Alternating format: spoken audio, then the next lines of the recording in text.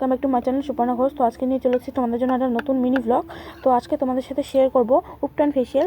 তো কালকে সরস্বতী পুজো, মানে 3 তারিখে সরস্বতী পুজো, আর 2 তারিখে একদিনের মধ্যেই মুখটা ফর্সা করবে, গ্লোয়িং করবে। আর 2 তারিখেই আমি ফেসিয়ালটা করছি, আর তোমাদের সাথে ভাবলাম শেয়ার করে দিই। আমি এর আগে অনেকবার এটা ট্রাই করেছি। তো তার জন্য আমি এখানে কাঁচা হলুদ বেটে নিয়েছি, আর বেসন মিশিয়ে নিয়েছি হাফ চামচ মতো, আর 2-4 ফোঁটা সর্ষের তেল মিশিয়ে নিয়েছি, মানে দিয়ে সব কিছু দিয়ে একসাথে ভালো করে মিশিয়ে নিয়েছি। তো এবার আমি এটা ফেসে অ্যাপ্লাই করব। আর সরস্বতী পুজোর দিন তো আমি হলুদ বাটা মাখবই, কিন্তু সেদিন এইসব বেসন টেসন মেশাবো না হলুদ বাটার সাথে। তো তোমরা দেখতেই পাচ্ছ এখন আমার স্কিনটা কতটা ডাল লাগছে। তো এখন আমি ওই প্যাকটা আমার ফেসে লাগাবো। তো দেখো এখন প্যাকটা আমি ফেসে লাগাচ্ছি।